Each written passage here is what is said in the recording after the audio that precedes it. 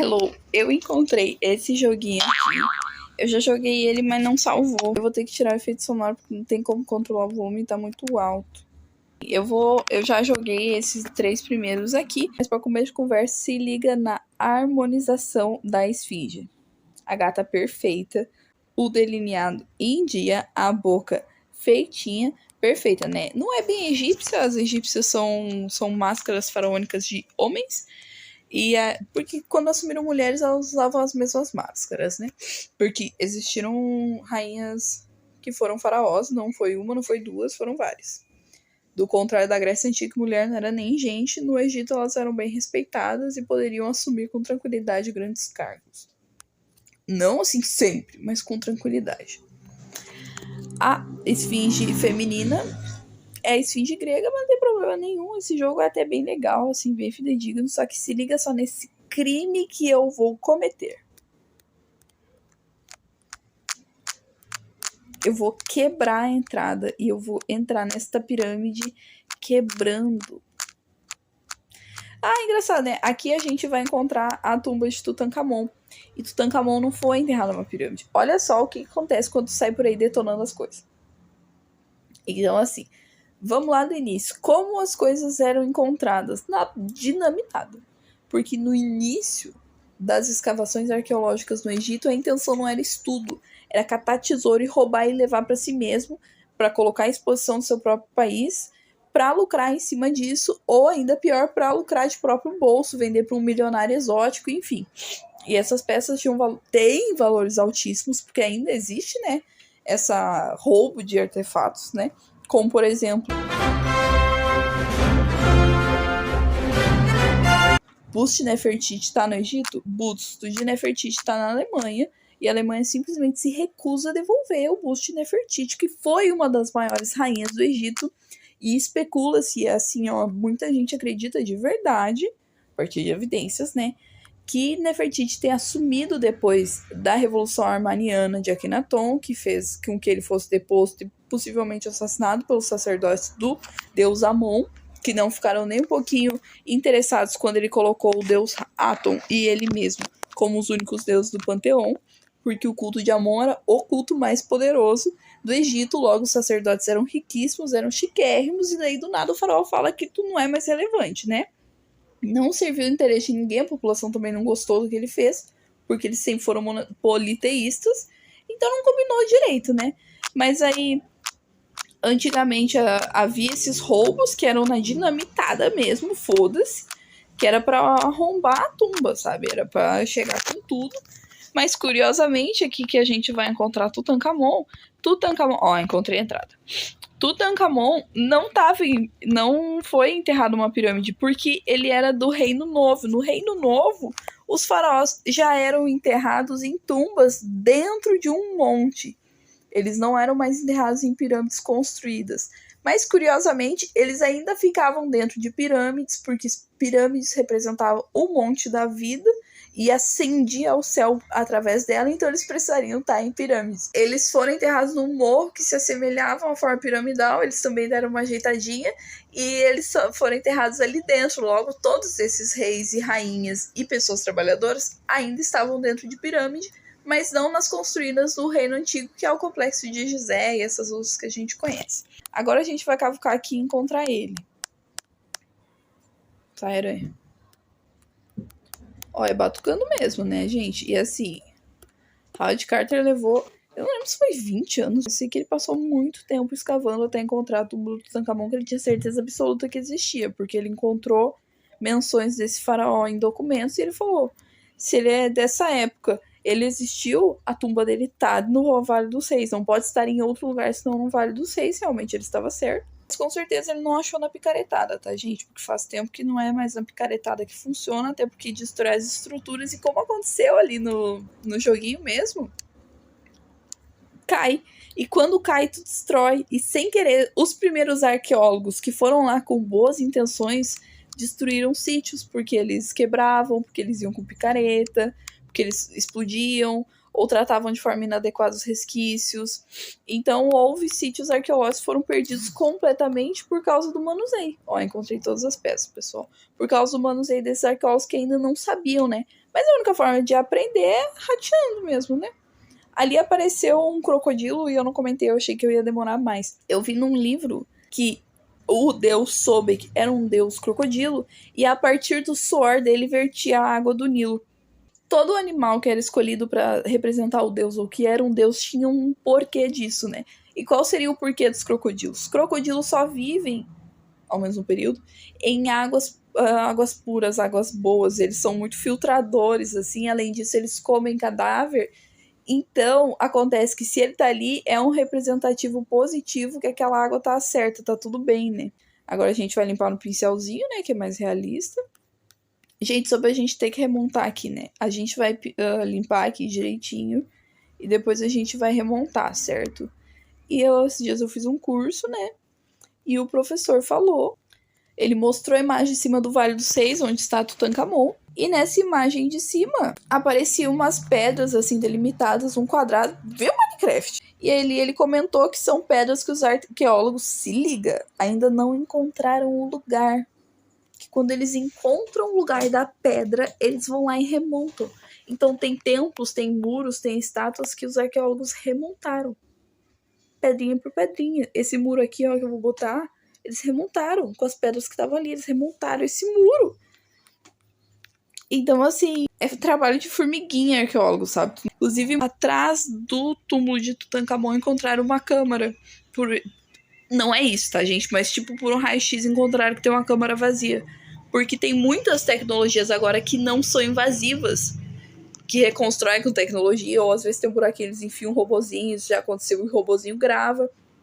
E eles não podem derrubar até ter certeza de como eles vão manter aquela estrutura inteira. Então, assim, é só na base da tecnologia agora com muita frequência, muitas estruturas, muitas tumbas que ameaçaram ruir pelo manuseio antigo, ou porque terem 5, 3 mil anos, 2 mil anos mesmo, e ser uma coisa que o tempo vai fazer ruir, né, como acontece naturalmente. Eles montaram estruturas, ó, terminei de limpar aqui. Foi montado estruturas, estrutura mesmo, assim, tipo, passar viga no teto para poder ser trabalhado ali dentro, mas além disso, para poder ser exposto para o público, para o próprio Egito poder render com isso, né? Porque os países têm que viver de alguma coisa e para até financiar pesquisas futuras, né? Lucrar com o que já tem para continuar o trabalho. E aí ficam lindas essas tumbas, né? Que nem no Vale dos Reis é muito trabalhado para visitação na vila dos construtores do Vale dos Reis. Tem como se fossem vários deckzinhos assim para os turistas caminharem em cima e não ter perigo de destruir o sítio arqueológico, porque em Deir el-Medina, que é esse Vale dos Trabalhadores, ainda tem muito trabalho a se fazer. Foi onde foi reconstruído lá o tal muro. E aí, isso que a gente vai fazer agora é realmente um trabalho de arqueólogo, né? É isso que os arqueólogos fazem com frequência, reconstruir pecinha por pecinha, que nem a gente vê dinossauro reconstruído pecinha por pecinha. Agora a gente vai passar uma esponja. Só que é chocante ver muros e ver estruturas gigantescas que levaram centenas de séculos para ser pronta, que um grupo de arqueólogos reconstruiu, né? Esse tempo eu vi numa palestra uma moça que ela tá há 12 anos escavando um templo que ninguém nunca ouviu falar, que ninguém nunca ouviu falar do faraó, que ninguém nunca ouviu falar do deus, ela tá há 12 anos escavando lá e tu vê a foto de antes e depois e é praticamente insignificante. Porque é escovar areinha por areinha, sabe? Agora a gente vai ler aqui sobre Tutankhamon um pouco, depois eu tenho um comentário a fazer. Tutankhamon faleceu aos 19 anos, em 1324 a.C., uma vez que seu túmulo não estava ainda pronto, foi sepultado num túmulo de dimensões pequenas. Eu postei isso no TikTok aqui, historiando com o Bru, ficou bem legal esse, hein? Recomendo ver. Pouco habitual para alguém que ocupou o cargo de faraó. Em novembro de 1922, foi descoberto o túmulo de Tutankhamon. O túmulo encontrava-se inviolado, com exceção da antecâmara, onde os ladrões penetraram por 2 vezes, talvez pouco tempo depois do funeral do rei, mas por razões pouco claras ficaram-se por ali. Em torno da abertura, o túmulo e de acontecimentos posteriores, gerou-se uma lenda relacionada com a suposta maldição do faraó, ou praga da morte, lançada por Tutankhamon contra aqueles que perturbaram seu descanso eterno. O mecenas de Carter, Lord Carnarvon, faleceu a 5 de abril de 1923, não tendo por isso tido a possibilidade de ver a múmia e o sarcófago do Tutankhamon. Imagina, tu patrocinar uma pesquisa por 20 anos e tu não vê o resultado quando finalmente é encontrado, né? É engraçado sobre essa pessoa que patrocinou a escavação do Dr. Howard Carter, né? Ele não tava tendo resultado nenhum, cara, tava cavucando, e ele tava assim, tu tá viajando, eu vou parar. E um dia ele foi lá no sítio, e na escavação ele encontrou uma coisa. E por causa disso ele ficou, não, dá-lhe. E daí patrocinou até o final da pesquisa. Nos meses seguintes morreriam o meio-irmão do Lorde, a sua enfermeira, o médico que fizeram as radiografias e os visitantes do túmulo. Para disso, no dia em que o túmulo foi aberto de forma oficial, o canário de Carter foi engolido por uma serpente animal que se acreditava proteger os faraós de seus inimigos. Legal aqui que assim, o que matou foi um fungo, na real, porque era um sarcófago que estava fechado aqui 3.000 anos praticamente.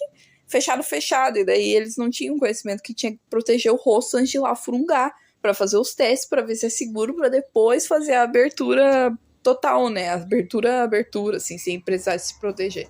E daí foi isso que matou eles, né? Ou será que não?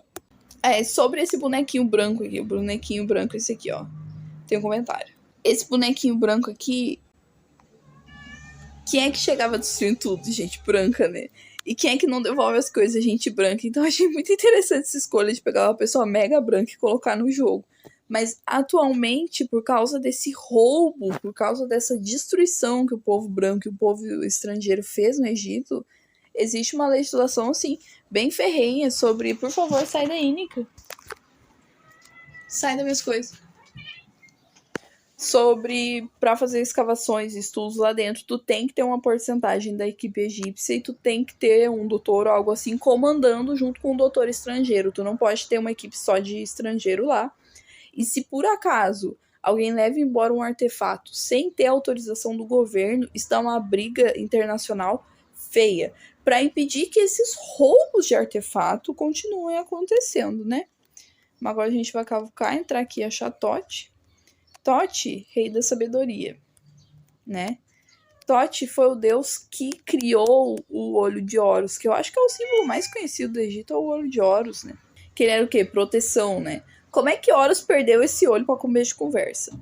Horus, filho de Sete, filho de Osíris com Ísis. E todos eles são irmãos também, né? Mas Sete um dia mata Osíris e surrupiu o trono dele, mas que seria por direito... Meu Deus, esse egípcio mais branco do mundo ali.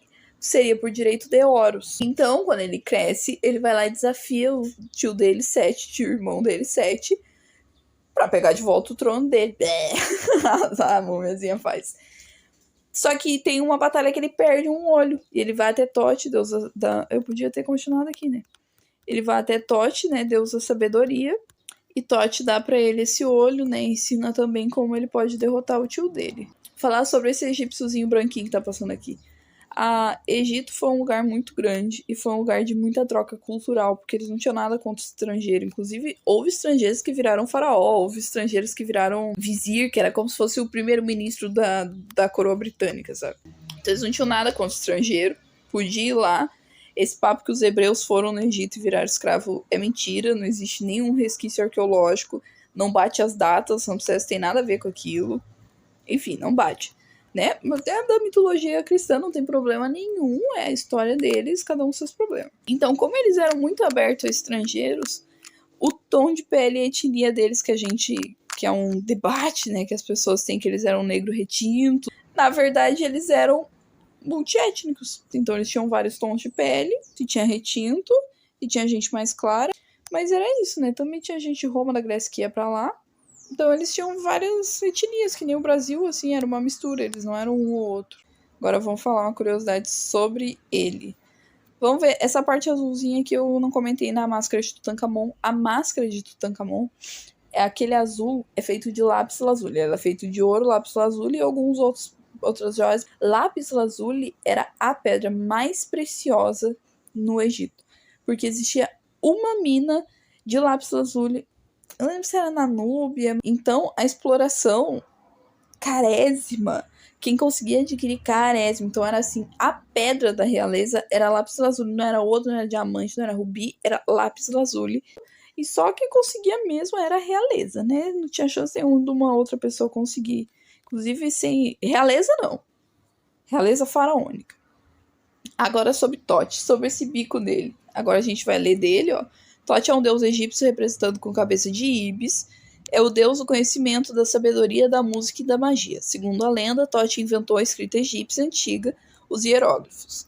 Considerada a escrita sagrada do Egito, Tote era considerado o deus dos escribas, cuja habilidade era escrever. Os escribas, que seriam o detentor do conhecimento, né, por um pouco dessa lógica, eles tinham um instrumento para utilizar a escrita que se assemelhava com o bico da ave ibis. Então, aquilo que eu disse de todo animal que é escolhido para representar um deus tem uma função, Tote seria o deus da sabedoria, porque ele teria o bico do que possibilitava a escrita. É isso agora. Achei divertidíssimo. Esse eu vou continuar gravando porque eu achei hilário. Não se esqueça de ver aqui meu TikTok, onde eu posto mais. Um beijo da Anitta.